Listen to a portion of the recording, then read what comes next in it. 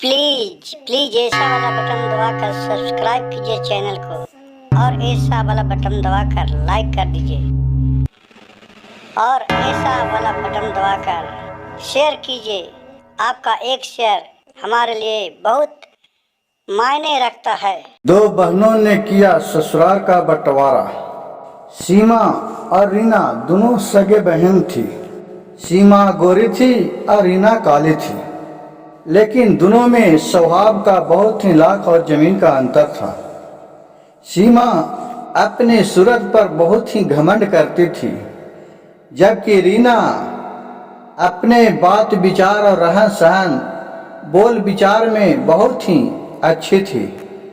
सीमा अपनी बहन रीना से बोलती है कि बहन देखो, मेरा थोड़ी ही दिन बाद शादी है, मैं तो देखना दुल्हन के रूप में अच्छा मैं ही देखूंगा, दुल्हन के रूप में मैं ही अच्छा देखूंगी।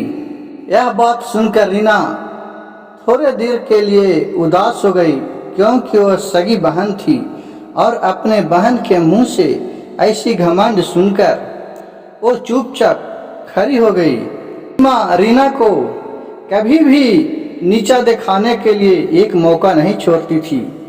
वो सब घड़ी अपनी बहन को लुल्लू ढंढन करते रहती थी हर बात पर। और दोनों बहन के शादी नजदीक आ गया। सीमा रीना से बोलती है कि वाह बहन, आज तो तुम भी बहुत शादी के जोरा में अच्छा जम रही हो। रीना बोली कि ठीक है दीदी, लेकिन फिर सीमा बोली कि भला ऐसा क्या, अमावस्या के रात में चांद दिख सकता है? मैं इतना सुंदर हूँ, मैं अच्छा दिखता हूँ, तू तो काली कपटी है, तुम काली है, तुम थोड़ी ऐसा अच्छा दिखती है। लेकिन रीना ने अपनी बहन के बात को दिल पर नहीं लिया और कुछ ही देर बाद दोनों के शादी एक ही मंडप में और एक ही घर में दोनों अपने सगा भाई से होने लगा। शादी करके अपने ससुराल दोनों बहन चल गई। सास ने बोली, आ जाओ बहू, दोनों गृह प्रवेश अपने घर में कर लो। बोल पड़ी कि हाँ, मैं बरी हूँ, मैं पहले गृह प्रवेश करूंगा, उसके बाद रीना जाएगी। सास ने बोला, बहू इतना लड़ती क्यों है, दोनों साथ साथ ही आ जाओ, क्या फर्क पड़ती है, हो तो दोनों बहुए ही ना, आ जाओ साथ साथ। सीमा ने बोली, माँ पहले सवेरा आता है तो फिर अंधेरा आता है, पहले तो मैं आऊंगा, उसके बाद रीना जाएगी।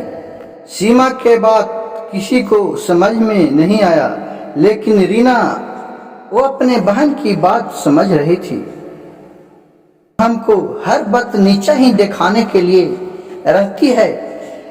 कुछ दिन के बाद दोनों बहू गर्भवती रह गई और सीमा धीरे धीरे उसी बोलते बोलते रीना को काली बहन कह के पुकारने लगी। वो रीना नहीं कहने लगी। जब ससुराल में गई तो वो बोलती है एक दिन की, हे रीना काली बहन, तुम उठो, सवेरा हो गया है, मालूम नहीं है मुझे चाय पानी के लिए लाओ, दो, मैं चाय पीता हूँ और खाना खाता हूँ, मैं गर्भवती हूँ, मैं कैसे करूँगा। उतने बीच में सास बोल पड़ी, बहू तू खुद ही नाश्ता ले ले, क्या तेरी ये नौकरानी है? जिस तरह तुम्हारा इस घर में मान है, उसी तरह इसका भी मान है, छोटी बहू का भी। और सास ने बोली कि बहू तुम अपने मन में सोचो कि जिस तरह के तुम्हारी कंडीशन है, उसी तरह के इसका भी कंडीशन है। और फिर सीमा अपने सास से लड़ पड़ी, अपने बहन को बोली कि काली तूने क्या जादू कर दिया तू अपने सास पर, कि तुम्हारे पक्ष में ही ज्यादा रहती है। सास ने बोली, बहू हम तो दोनों हमारे लिए बराबर है, लेकिन जो रीना थी वो स्वभाव से छोटे गोल से बहुत ही दुष्ट विचार के थी। उन्होंने जोर जोर से रोने लगा। उतने में उसका पति शंभू और रामू आ गया। अपने पति शंभू से कहता है, ये जी मैं अब इस घर में नहीं रहूंगा, मैं अब बंटवारा करके रहूंगा, क्योंकि ये सास बोल रही है कि तुम्हारे बेटे को जब बच्चा होगा उसको मैं जहर दे के मार डालूंगा।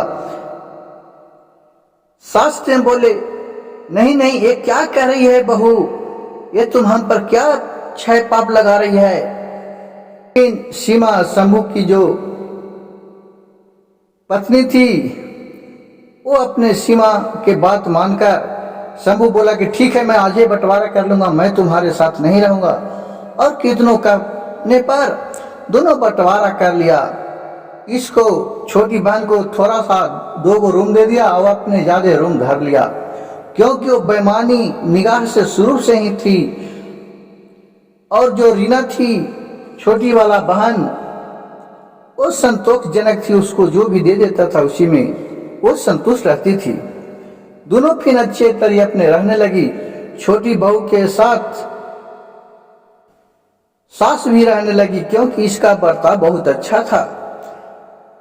कुछ दिन के बाद हुआ कि सीमा रीना के पास आई और बोली, सीमा तू तो काली है, कपटी है, तुम्हारा बच्चा तो भी कोयल होगा, काली होगा। और यहाँ देखकर सब हंसेगा खूब। छोटी बहन ने बोली रीना ने, बहन क्या यही सुनाने के लिए हमको तुम आई है? जा तू अपने घर जा, मैं जैसे हूं वैसा ही खुश हूं। लेकिन सीमा काहे अपने को माने। उतने में उसका सास निकल के आई अंदर से। दोनों बहू की बात सुनकर अपने बड़ी बहन से बोली कि देखो बहन, मैं तो सब कुछ बर्दाश्त कर लिया, लेकिन तुम जो बोल रही है मेरे बच्चे के बारे में वो हम बर्दाश्त नहीं करूंगा। अब हमें बर्दाश्त नहीं होगा। ये नदी से बाहर पानी होते जा रहा है। लेकिन वो काहे को अपने माने। उतने में उसका सास आकर बोल पड़ी। के सास बोली, अरे इतने मत हंस कायर, तुम्हारे गुरापे के आगे तुम्हारे दांत पीला लग रहा है, तुम्हारे मुंह से तो बदबू आ रहा है। कम से कम जाकर तू अपने दांत को साफ कर ले, तुम्हारे गोरा चेहरा पर पीला पड़ गया है तुम्हारे दांत का। तू बोल रही है जो बदबू आ रहा है, तुम जल्दी जा अपने घर में रह। और वो गुस्सा से अपने घर चले आए। 2-4 दिन के बाद देख रहा है कि उसका दर्द भाई जो रामू शंभू था वो कोई काम से गया था बाजार, और सीमा को दर्द उठा, वो कराहने लगा। लेकिन उसका दुष्ट विचार से गांव घर का, टोला मोहल्ला का कोई भी नहीं आया। और फिर रीना जो अपनी बहन थी वो धोगी गई और बोली, कहा हुआ बहन? ये देखकर उसके सास भी चली गई। बोली, रीना तुम इतने क्यों धो रही है बहू? अभी तू प्रेग्नेंट है, तुम्हारे गर्भवती है, दिक्कत होगा। और वहां जाकर देख रही है कि उसका बहन बहुत ही तड़प रही है। उसने तुरंत अपने सास ने और उसकी छोटी बहन ने मंगाया एम्बुलेंस और वहां से उसको लेके हॉस्पिटल गया।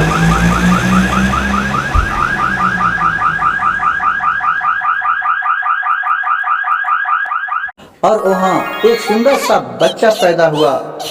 ये देखकर फिर शंभू भी वहां पहुंचा और शंभू कहा कि देखा सीमा, तुमने तो बोली थी कि माँ जहर दे के मार देगी, लेकिन आज तो माँ ही आई है।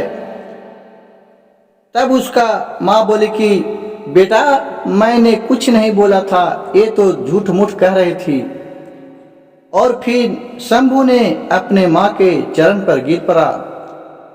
और फिर सीमा ने भी अपने सास से माफी मांगी, बोली कि माँ हमने झूठ बोला था कि आप जहर दे के मारने के लिए बोल रहे हैं।